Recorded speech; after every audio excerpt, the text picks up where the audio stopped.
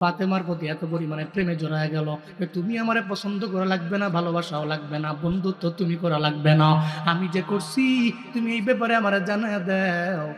এই ফাতেমা, আমি যে তোমারে ভালোবাসছি তুমি খালি এই ব্যাপারে অ্যাকসেপ্ট করে নাও, তুমি আমার বন্ধু হয়ে গেছো। ফাতেমা কয় ঠিক আছে যাও, তুমি যেহেতু আমার গোপনে গোপনে বন্ধু বানাই না, যাও আমিও অ্যাকসেপ্ট করে নিলাম, আজকে থেকে তুমি আমার বন্ধু হয়ে গেছো। হযরত ফাতেমা রাদিয়াল্লাহু আনহা নাম শুনছেন না আপনারা? সমস্ত জান্নাতি নারীদের সর্দারিনী। সুবহানাল্লাহ, জোরে পড়বেন না? তো উনি তো আখলাকের লাইনে আর চরিত্রের লাইনে ছিলেন অগ্রগামী। তো এক ইহুদির কন্যা উনার ভালোবাসার প্রেমে পড়ে গেছিল। যে এত ভালো মেয়ে, তার কথাবার্তা সুন্দর, আখলাক সুন্দর, বিনয় নিয়ে চলে, গোপনে গোপনে তার ভালোবাসে। তো ইহুদির কন্যা তো এর মনে মনে চিন্তা হইলো ফাতেমারে আমি আমার বান্ধবী বানাবো। কি বানাবে?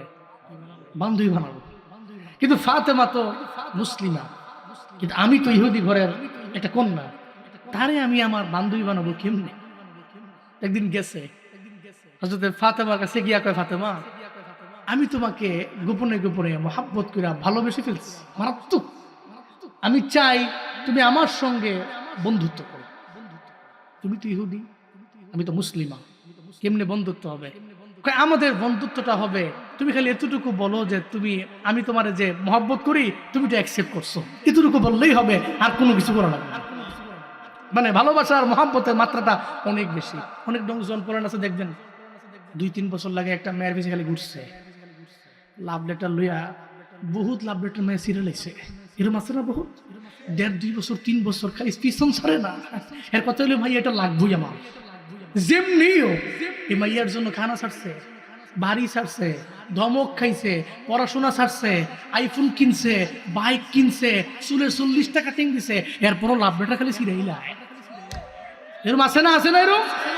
আর হেও বড় মারাত্মক, হে কয় আমিও নাসর বান্দা, ছাড়তাম না আমি, ফাইয়াই একের সারমো। পিছনে পেছনে ঘুরে এক সময় গিয়া কয়, আচ্ছা তুমি আমার ভালোবাসা লাগতো না, ভালোবাসো না, খালি এতটুকু কও আমি যে তোমারে ভালোবাসি, আমার ভালোবাসাটা পরিপূর্ণ হয়েছে তো, খালি এতটুকু কইয়া দেও। এক পর্যায়ে গিয়ে সে এটা বলে। ইহুদির কন্যা তো ফাতেমার প্রতি এত পরিমাণে প্রেমে জড়ায় গেল, তুমি আমারে পছন্দ করা লাগবে না, ভালোবাসাও লাগবে না, বন্ধুত্ব তুমি করা লাগবে না, আমি যে করছি তুমি এই ব্যাপারে আমারে জানায় দাও। এই ফাতেমা, আমি যে তোমারে ভালোবাসছি তুমি খালি এই ব্যাপারে অ্যাকসেপ্ট করে নাও, তুমি আমার বন্ধু হয়ে গেছো। ফাতেমা কয় ঠিক আছে যাও, তুমি যেহেতু আমার গোপনে গোপনে বন্ধু বানাই না, যাও আমিও অ্যাকসেপ্ট করে নিলাম, আজকে থেকে তুমি আমার বন্ধু হয়ে গেছো। ইহুদির কন্যা বাড়িতে চলে গেল। আবার ইহুদির কন্যা, একমাত্র কন্যা, বাড়ির মধ্যে যাওয়ার পরে কয়েকদিন পরে ইহুদি ওই মেয়ের জন্য, তার জন্য একটা স্বামীর ব্যবস্থা করতে লাগলো। বিয়ে শাদীর ব্যবস্থা তো করাই লাগে। দেখবেন বাবাদের জন্য সবচেয়ে প্রথম বড় কাজ হলো, মেয়েটা যখন পর্যাপ্ত পরিমাণ বয়স হয়ে গেছে, এখন তো মেয়ের বিয়ের জন্য বিভিন্ন দিকে দিকে যায়, দিক দিগন্তে যায়, আমার মেয়ের জন্য একটা ছেলে খোঁজ করা লাগবে। ইহুদিও তার মেয়ের জন্য ছেলে রেডি করতে লাগলো। এই কন্যারে জানায় দিল, তোমার জন্য আমি একটা পোলা দেখছি, 1 মাস পরে তোমার বিবাহ হয়ে যাবে। এটা শোনার পরে ইহুদি কন্যা কয়, আমি তো একজনের বন্ধু বানাইছি, ওই বন্ধু হলো ফাতিমা, আমার বিয়ের মধ্যে যদি ওই না আসে তাহলে তো আমার বিয়েটা পরিপূর্ণ হবে না, কারণ বান্ধবী যদি বিয়ে নেই তাহলে তো আমার বিয়েটা পরিপূর্ণ না। ইহুদি কন্যা দৌড়ে চলে গেল ফাতেমা রাদিয়াল্লাহু আনহার দরবারে, আর যা কয়, এই ফাতেমা, আমার বাবা আমার জন্য বিয়ে রেডি করলো, ব্যবস্থা করছে 1 মাস পরে বিয়া, আমি চাই তুমি আমার বিয়ে বাড়িতে যাইবা, তুমি যদি যাও তাহলে আমার বিয়াটা পরিপূর্ণ হয়ে যাবে। হযরতে ফাতেমা কয়, ও ইহুদি কন্যা, না না, আমি ফাতেমা একটা ধর্মকে মানি, তুমি তো অন্য ধর্মের ওই কালচারের মধ্যে আমি যেতে পারবো না, ওই বিয়ের মধ্যে আমি যেতে পারবো না, অন্য কোনো বিষয়ে তুমি আবদার জানাও, এই ব্যাপারে তুমি আমার কাছে আবদার জানাইও না। এবার ইহুদির কন্যা কয়, না না, তুমি যদি আমার বিয়েতে না যাও তাহলে এখন তোমার সামনে আমি সুইসাইড করব। কি কয়? আত্মহত্যা করবেন তোমার সামনে, আর যদি না যাও আমি বাবার দরবারে গিয়ে বলবো এই বিয়ে আমি ভেঙে দিব, আমার প্রয়োজন নাই। যেই বান্ধবী আমার বিয়ের মধ্যে আসবে না, ওই বিয়ে আমার দরকার নেই। হয়তো সুইসাইড করবো, তাহলে বিয়েটা ভেঙে ফেলবো। তুমি খালি একটা বার রাজি হও, তুমি বিয়ে বাড়ির মধ্যে যাবা। এই মনের কান লাগায় শুইনেন রে বাবা, এমনি এমনি বলি না, যে কোনো একটা কাহিনী আছে, কেন বলি পরে বুঝবেন, আগে বুঝবেন না। তবে মন যদি ছুটা যায় অন্যদিকে যায়, মাঝখানে সাঁতার কাইটা উল্টা পাল্টায় বুঝে যাবেন গা, কিছুই তো বুঝবেন না রে বাপ। একটু মনের কান লাগায় শুইনেন। যখন বারবার আবদার জানাইল, হযরতে ফাতেমা জানা দিছে, হ্যাঁ ইহুদির কন্যা, যাও যাও যাও, আমি রাজি হয়ে গেলাম, তোমার বিয়ে বাড়িতে আমি যাব। চিল্লায় পড়া যাবে কি মারহাবা। ইহুদির কন্যা কই কাজ হয়ে গেছে, দৌড়ে বাড়িতে গেছি, গিয়ে বাবারে কয়, বাবারে একজন দামি নারী আমার বিয়ের মধ্যে আমি দাওয়াত দিয়ে দিলাম। কই কে সেই নারী? কই যিনি দুজাহানের বাদশা, নবীর কন্যা, সাইয়্যিদাতুন নিসাই আহলিল জান্নাহ, জান্নাতের সর্দারিনী নারী ফাতেমা। আমি তাকে দাওয়াত দিয়েছি, আমি মনে করি সে আমার বাড়িতে আসলে বরকত বেড়ে যাবে, রহমত বেড়ে যাবে, আমার বিয়েতে বরকত বেড়ে যাবে। এই কারণে আমি তারে দাওয়াত দিয়ে আইলাম। বাবা একটা জোরে একটা ধমক দিয়ে দিছে, আই এত বড় সাহস, আমরা যেই ধর্ম মানি তারা তো এই ধর্মের লোক না, অন্য একটা ধর্মের মহিলা কন্যা তুমি আমার বাড়ির মধ্যে আনবা? আমি জীবনও কোনোদিন এটা মানতে পারি না, আমি জীবনও কোনোদিন এটা বরদাস্ত করতে পারি না। এটা বলতে দিদি সঙ্গে সঙ্গে রাগ হয়ে ইহুদি জানায়া দিল, এই এই আমার কন্যা, ওই জন্য আমি বিয়ে বন্ধ করে দিব। এরপরেও মুহাম্মদের কন্যারে আমার বিয়ের মধ্যে আমি দাওয়াত দিয়ে আনতে পারি না। ইহুদির কন্যাও কয় ঠিক আছে, আমিও বিয়া বাদ দিয়ে দিলাম, আপনিও বিয়া বাদ দিয়ে দেন। যতদিন পর্যন্ত আপনি ফাতেমার প্রতি নরম না হবেন, ততদিন পর্যন্ত আমি আপনার কন্যা, একমাত্র কন্যা, বিয়ের পিঁড়ির মধ্যে বসবো না। এবার দিন দিন চলে যায়, মাস চলে গেছে, বাবাই তো চিন্তায় পড়ে গেছি। ঘরের মধ্যে এমন একটা কন্যা আছে, এলাকার মধ্যে সমাজের মধ্যে মানুষ কয় কি তার তো একটা বয়সের কন্যা আছে, বয়স তো এই যে বিয়ার বয়স, প্রাপ্ত বয়স্ক হয়ে গেছে, এরপরও বিয়া দেয় না। দেখবেন বাবা মা মানুষের দরবারে যেতে পারে না, সমাজে যেতে পারে না, মেয়েটা বিয়ের উপযুক্ত হয়ে গেলে দ্রুত বিয়ে দেওয়ার জন্য আব্বা মায়ের জন্যই তো পাগল হয়ে যায়। এই সমাজ চায় না এই মেয়েটা ঘরের মধ্যে থাকুক, তাড়াতাড়ি বিয়া দিয়া দাও। এই জন্য সমাজ থেকে বাঁচার জন্য বহু আব্বা আম্মাই তো দিয়া দেয়। ইহুদি তো বিভিন্ন জায়গায় যায় আর মানুষের মুখে মুখে বদনাম শুনে একটা পর্যায়ে কয়ে, মায়া যেহেতু কইছে তাহলে ফাতেমার দাওয়াত দেই, অসুবিধা তো আর নাই। তবে এমন একটা শর্ত আমি দিয়ে দিমু, এই শর্ত দিয়া দিলে জীবনেও মুহাম্মদের কন্যা আমার বাড়ির মধ্যে আসতে পারবে না। এমন একটা শর্ত দিয়া দিমু। এবার মেয়ের দরবারে যায়, যে কয় মেয়েরি তুমি ফাতেমারে আমার বাড়ির মধ্যে আনবা। আমি শর্ত মেনে নিলাম, শর্ত মানছি, তবে তুমি শর্ত হইলো ফাতেমারে যা বলবা, ও তো গরিবের কন্যা, আমার বাড়ির মধ্যে সমস্ত ধনীদের বিবিরা, ধনীদের কন্যারা আমার বিয়ের বাড়ির মধ্যে আসবে। এই তুমি যাও আর ফাতেমারে যা বলবা, ও তো গরিব, ও তো বিভিন্ন সেরা জামা কাপড় পরে আমার বিয়ের মধ্যে আসবে, বিয়ের মধ্যে আসলে সম্মান হানি হয়ে যাবে। না না, এটা জীবনেও মানতে পারবো না। শর্ত দিয়ে দিবা যাতে অন্যান্য ব্যক্তিদের ড্রেসের সঙ্গে মিলাইয়া একটা দামি ড্রেস পইরা আসে, তাইলে ফাতেমাকে আমি গ্রহণ করে নিব। পড়া যাবে কি মারহাবা? ঠিক আছে আব্বা, আপনি কইছেন। দৌড়ে ফাতেমার দরবারে গেছি, যা কয় ফাতেমা আমার বান্ধবী, আমার তো বিয়া মাঝখান দিয়ে এমন হয়ে গিয়েছিল, কিন্তু আমার আব্বাই কইছে আবার বিয়া আমার জন্য ঠিক হয়ে গেছে, তবে শর্ত দিয়ে দিছে, আমরা তো ধনী মানুষ, ধনী পরিবার, তুমি যদি আমার বিয়ে বাড়িতে যাও একটা দামি ড্রেস পরে আমার বিয়ে বাড়িতে যাইবা। এই শর্ত আমার আব্বাই আমারে দিয়ে দিছে। ফাতেমার চোখ দিয়া ঘরে ঘরে পানি পড়ে। না রে ইহুদি কন্যা, জমিনের মধ্যে আমরা তো দামি ড্রেস পরি না, দামি ড্রেসের জন্য রবের দরবারে আবদার জানাই না। আমরা যা পাই শুকরিয়া আদায় করি, না পাইলে আমরা সবির হয়ে যাই, ধৈর্য ধারণ করে আমরা জমিনের মধ্যে আমাদের জিন্দেগি চালাই। অন্ততপক্ষে তোমার বিয়ের জন্য আমি জামা আবদার করতে পারবো না কারো দরবারে। আমরা জমিনের মধ্যে দামি পোশাক চাই না, আমরা দামি ড্রেস নিয়ে যাইবার চাই না। যখন এই ব্যাপারে বারবার বলতে লাগলো, ইহুদি কন্যা তো আবার আগেরই মতো, তুমি যদি আমার বিয়েতে না যাও আর দামি ড্রেস যদি তুমি না নাও, তাহলে আমি সুইসাইড করব, আর এই বিবাহ বন্ধনে আমি আবদ্ধ হব না। এটা বইলা কোনো একটা কথা না শুই না দৌড়াই ইহুদির কন্যা চলে গেল।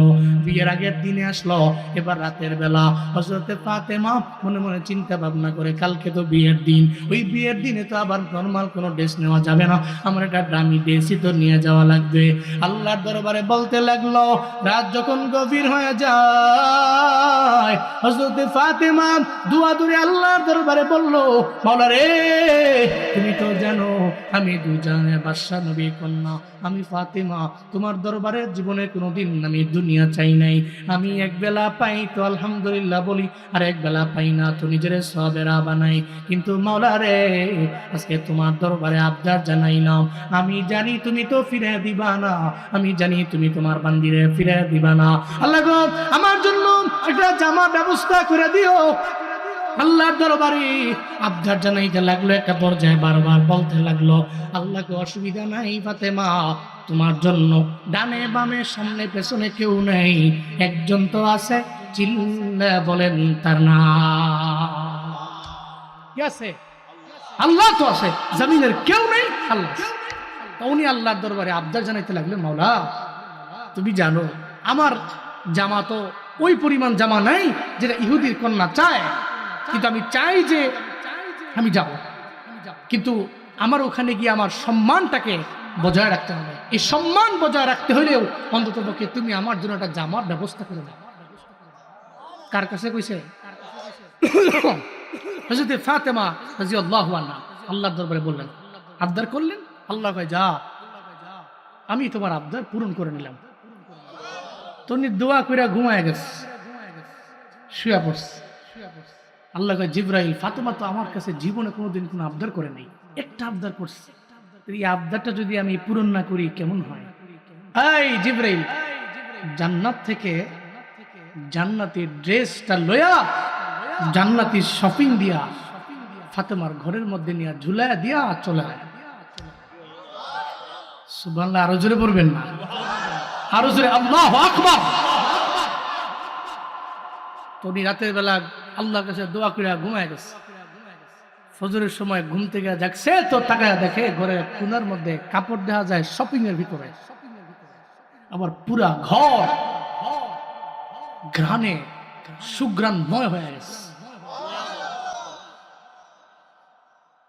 হযরতে ফাতেমার ঘরের মধ্যে যখন আমার পয়গাম্বর ঢুকলেন, আল্লাহ নবী আসলেন, নবীরে দেখা ফাতেমা জানায় দেয়, বাবা গত রাতের বেলা রবের দরবারে আমি আবদার জানাইলাম, আল্লাহর দরবারে আমি বলেছি, মাওলা রে, জমিনের মধ্যে তোমার দরবারে আমি কিচ্ছু চাই নাই, আমি তোমার দরবারে একটা বার চাইলাম, তাও ইহুদির কন্যার বিয়ে বাড়িতে যাওয়ার জন্য, যাতে করে এমন একটা জামা আমি পাই, এমন একটা জামা পরিধান করে যেতে পারি, আমার ধর্ম নিয়ে কেউ গালি দিতে না পারে, গরিব বুইলা আমাকে তাড়ায় না দেয়। মাওলার দরবারে আমি আবদার জানাইলাম। ফজরের সময় ঘুম থেকে জায়গা দেখি আমার ঘরের কোণার মধ্যে একটা শপিং দেখা যায়। আমার তো জানা নাই কোত্থেকে এই শপিংটা আসলো। আল্লাহ নবী জানায় দিলেন, ফাতেমারি যা হয় তো আল্লাহর পক্ষ থেকে হয়, তুমি রবের দরবারে আবদার জানাইলা, দেখি আল্লাহ জিবরাইল আমার দরবারে পাঠায় কিনা। আমার নবীজি দাঁড়ায় রইলেন, একটু পরে জিবরাইল আল্লাহ পাঠায় দিছে, ও জিবরাইল যাও না, আমার নবীর দরবারে গিয়া জানায় দাও, নবীর দরবারে গিয়া বলে দাও আমার পয়গম্বরের কন্যা ফাতেমা যাতে টেনশন ফিল না করে, বরং তুমি গিয়া জানায় দাও এই যে জান্নাত থেকে আল্লাহ পাক রব্বুল আলামিন যে কাপড়টা পাঠাইছে, ওই কাপড়টা আল্লাহই পাঠাইছে, শপিং যেটা দেখা যায় ওটা জান্নাতি শপিং। ফাতেমার গত রাতের দোয়া আমার মাওলা কবুল কবুল করে নিছে। দেরি করে নেই, জিব্রাইলের মাধ্যমে এই কাপড় আল্লাহ জান্নাত থেকে পাঠিয়ে দিছে। চিল্লা পড়া যাবে কি মারহাবা। জান্নাত থেকে পাঠিয়ে দিছে কাপড়। যখন কনফার্ম হয়ে গেছি, আল্লাহ পাক হযরতে ফাতেমার জন্য জান্নাতি পোশাক পাঠাইছে ইহুদি কন্যার বিয়ে বাড়িতে যাওয়ার জন্য। হযরতে ফাতেমা রাদিয়াল্লাহু তাআলা আনহা উনি ওই কাপড়টা পরিধান করলেন। কাপড় তো দুনিয়াবি কাপড় না, জান্নাতি কাপড় পরিধান করে এবার বিয়ে বাড়িতে রওনা। বিয়ে বাড়ির মধ্যে গেছি। ওখানে যাওয়ার পরে প্রথমত ইহুদি কন্যার সাথে মুলাকাত করার জন্য এই কন্যার দরবারে গেছে। যে বান্ধবী দাওয়াত দিয়ে গেছে তার সঙ্গে গেছে, তার সামনে দাঁড়াইছে। ইহুদি কন্যা তো ড্রেস দিকে অবাক হয়ে গেছে। কত মার্কেটে গেছি কিন্তু এমন তো পাইলাম না, এমন ড্রেস তো আমার চোখেও পড়ে নাই। কো ফাতেমা, তুমি তো আমার দরবারে বললা তোমার ঘরের মধ্যে নাকি কোনো জামাও নাই, কোনো ড্রেসও নাই। গত দিনের বেলায় বললা একদিনের মধ্যে তুমি কোত্থেকে জোগাড় করলা, আবার এমন আনকমন জোগাড় করলা জীবনেও কোনোদিন আমি দেখলামও না, জীবনেও কোনোদিন আমি পাইলামও না। এই বলো না তুমি কোত্থেকে আনলা, আমারে জানাইয়া দাও। হযরতে ফাতেমা বলতে লাগলেন, ও ইহুদি কন্যা, জানো না তোমরা তো জমিনের মধ্যে তোমাদের বন্ধু বানাও, অবৈধ বন্ধু তোমরা বানাও, কিন্তু আমরা তো রাতের বেলা কান্না করি একজনেরই আমাদের কাছের বানাই। তিনি তো হলেন আসমানের মালিক আল্লাহ, তিনি তো জমিনের মালিক আল্লাহ, তিনি আমার তোমার মালিক আমার আল্লাহ। আমি তো বন্ধু বানাইলাম এমন জনেরে, তোমরা বন্ধু বানাইলে ওই বন্ধুরে একবার বললা, দুইবার বললা, তিনবার বললা, চারবারের বেলায় ধমক দিয়া দিছে। আবার দিছে তো নির্দিষ্ট অ্যামাউন্টের দিছে, অনির্দিষ্ট দেওয়ার মতো অ্যাবিলিটিও নাই।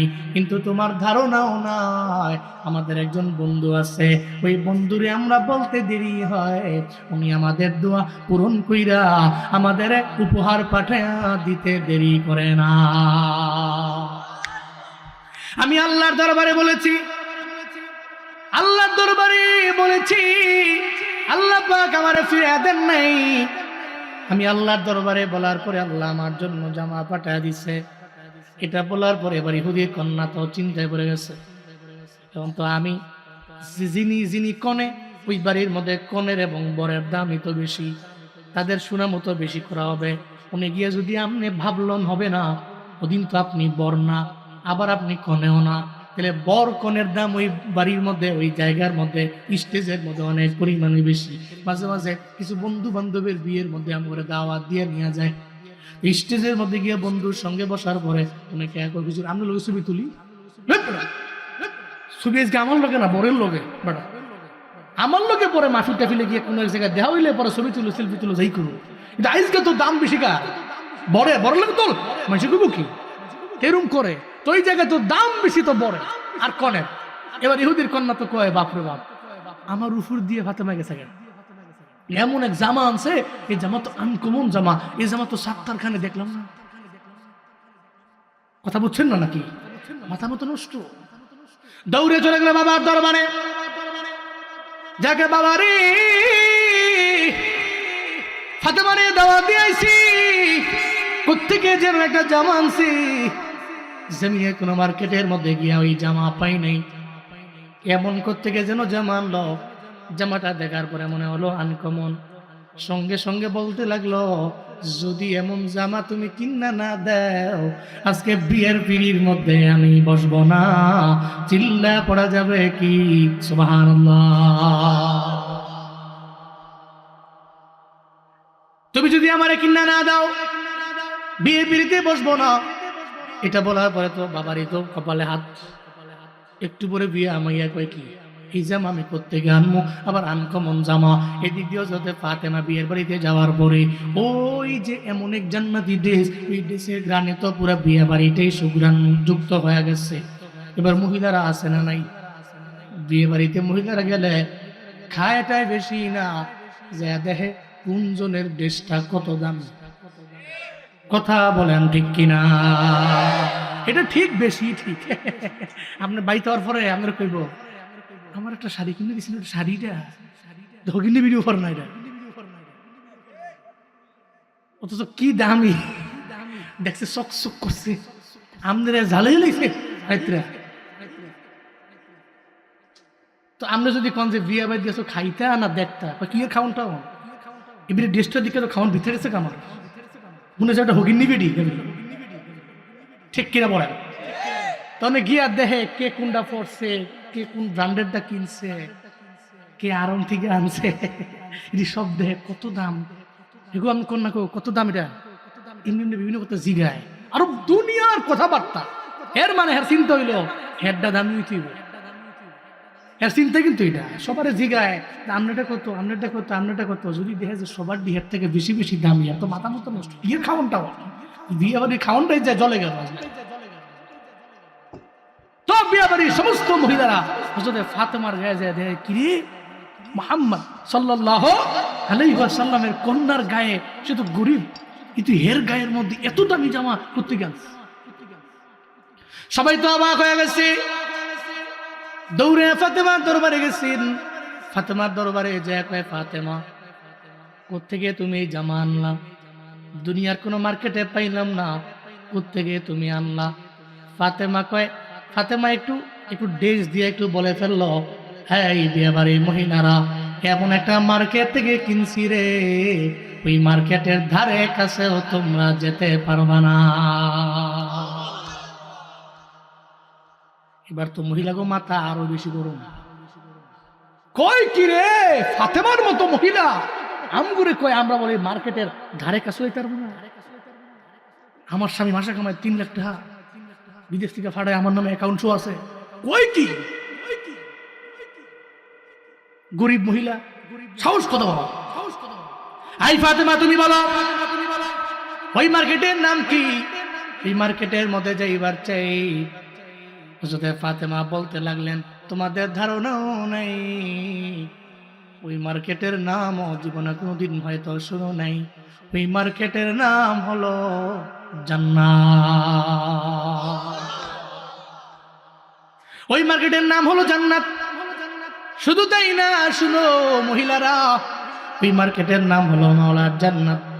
দোকানটার নামও শুনা যাও, দোকানটার নাম হলো জান্নাত নামক মার্কেটের জান্নাতুল ফিরদাউস। আরো জোরে আল্লাহু আকবার। এরপরে মহিলারা কয়, ফাতেমা রে ওই মার্কেটে যাব, ওই মার্কেটের দোকানে যাব, কেমনে যাব, কোন পথে যাব?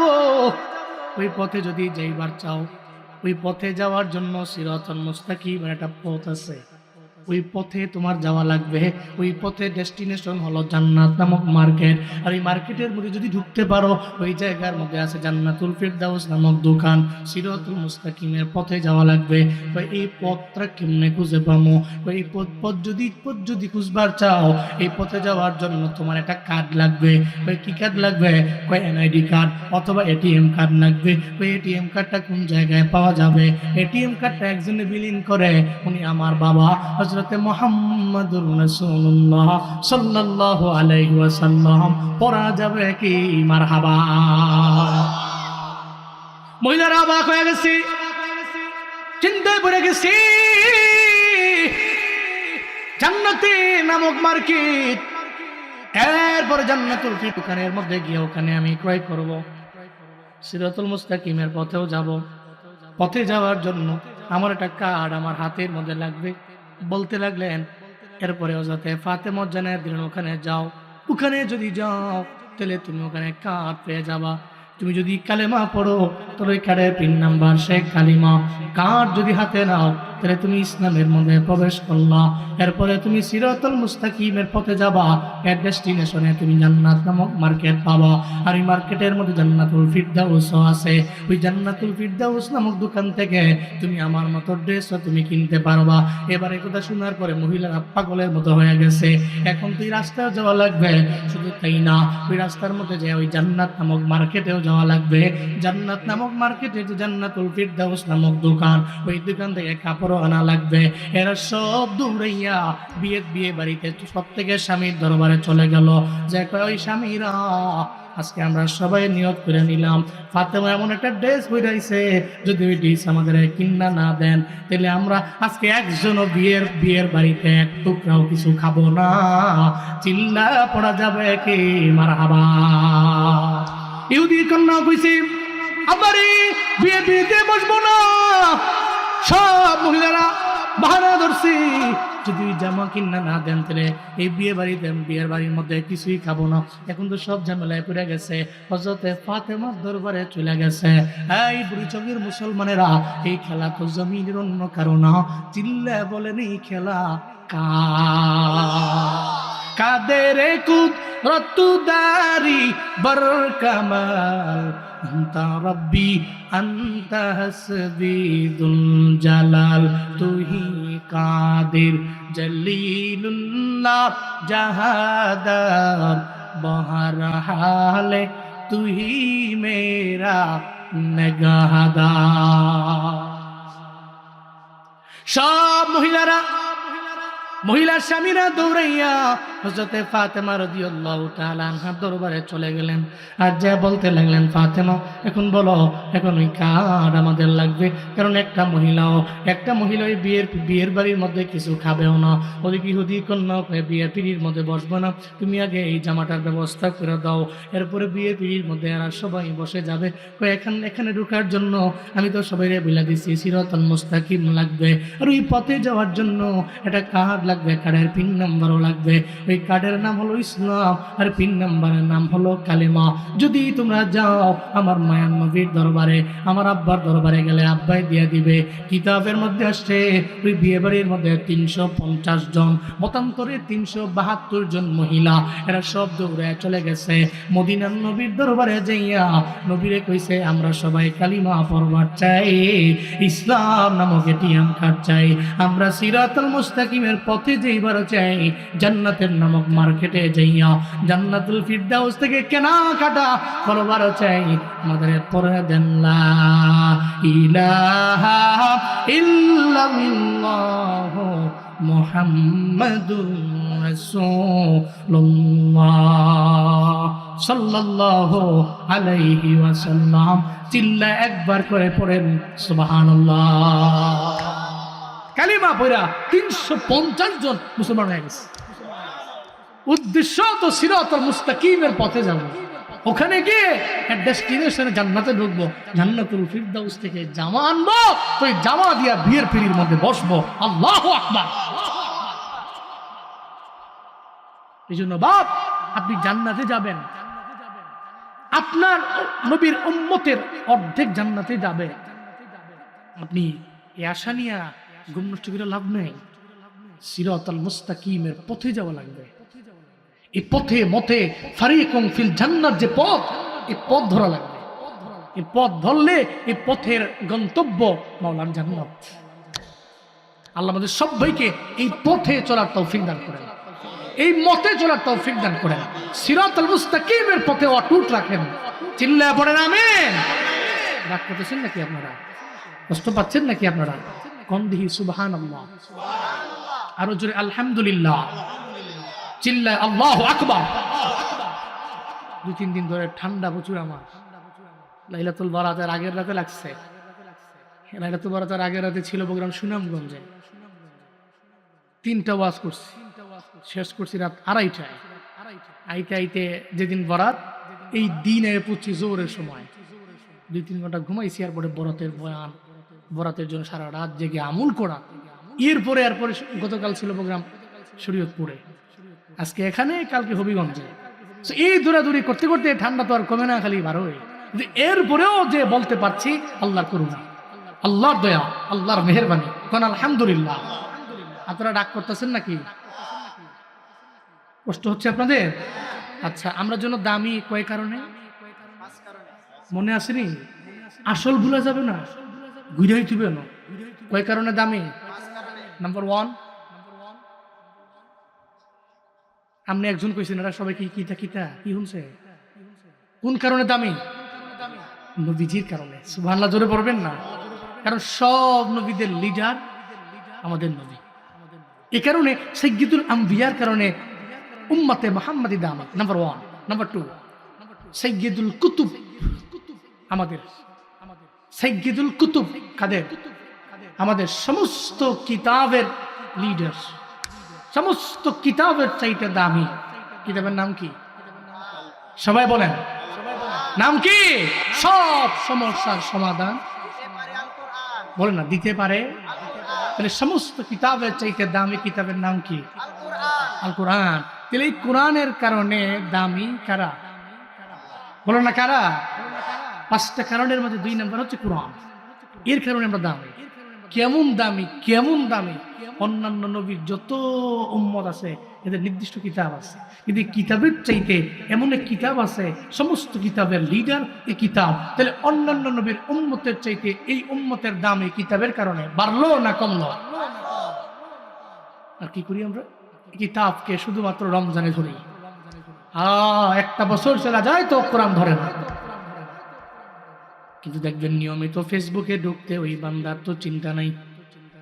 ফেসবুকে ঢুকতে মনে থাকে ডেইলি কতবার তুমি ফেসবুকের মধ্যে ঢুকলা, ইনস্টাগ্রামে ঢুকলা, টিকটকের মধ্যে ঢুকলা, কোনো হিসাব নাই।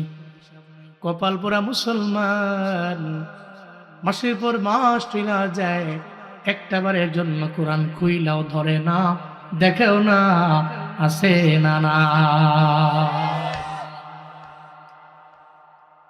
অথচ একদিন মোবাইল চালান নাই, 2 দিন চালান নাই, আপনি পাগলের মতো হয়ে গেছেন। কিরে মোবাইল নাই, মনে হয় আমার জীবন শেষ। 1 ঘন্টার জন্য মায়ে নিয়ে মোবাইলটা লুকিয়ে রাখছে, 1 ঘন্টার জন্য লুকিয়ে রাখছে। পোলায় পাগলের মতো হয়ে গেছে। এই রুমে যায়, সেই রুমে যায়, ওই রুমে যায়, সেই রুমে যায়, কম্বলের তলে যায়, বালিশের নিচে যায়, বিভিন্ন জায়গায় যায়, পাগলের মতো হয়ে গেল। কিরি পোলা, তুই পাগলের মতো ছুটাছুটি কেন করো পুরা বাড়ির মধ্যে? মোবাইলটা দেও, মায় কয় লুকিয়ে রাখছি, পারলে বের কর। এত 2 ঘন্টা চলে গেছে, বের করতে পারে না। মনে হয় যেন কি দুনিয়ার কোনো দৌলত পায় না। মোবাইলে ঢুকে ঘন্টার পর ঘন্টার সময় দেয়, কিন্তু নৌজুয়ান কোরআনটারে ধরেও না, কোরআনটা পড়েও না। 1 বছরের মধ্যে একবার ধরে, আবার কয় হুজুর আমার ঘরের মধ্যে রহমত কেন নাই, আমার ঘরের মধ্যে বরকত কেন নাই, আমার ঘরের মধ্যে কেন শান্তি নেই। এই চিন্তা নিয়েও পাগলের মতো হয়ে যায়। আল্লাহর কসম, বুইচঙের মুসলমানেরা, আপনি ঘরের মধ্যে রহমতের জন্য মানুষের দ্বারে দ্বারে যাওয়ার দরকার নাই, খালি হুজুরের দরবারে দোয়া নেওয়ার দরকার নাই, আপনি পাগলের মতো মানুষের দ্বারে দ্বারে দৌড়ানোর দরকার নাই। আপনি কোরআনটাকে নেন, ফজরের নামাজের পর আপনি সূরা ইয়াসিনের তিলাওয়াত করেন, আপনি এবং আপনার পরিবারের মেম্বাররা। এরপরে মাগরিবের নামাজের পর সূরা ওয়াকিয়া পড়েন, ফজরের নামাজের পরে ইয়াসিন, মাগরিবের পরে ওয়াকিয়া। আল্লাহর কসম, যদি আপনি কন্টিনিউ করতে পারেন, আপনার ঘরের মধ্যে ইনকাম অন্য ঘরের মতো না, অন্য ঘরের অন্য পরিবারের সদস্যদের মধ্যে মতো আপনার ঘরের সদস্যদের ইনকাম না। তবে খুদার কসম করে বলে যায়, ওই ঘরের মধ্যে আল্লাহ পাক গজব দিবে না, কারণ যেই ঘরে তিলাওয়াত আছে ওই ঘরে শান্তি দিবেন কে?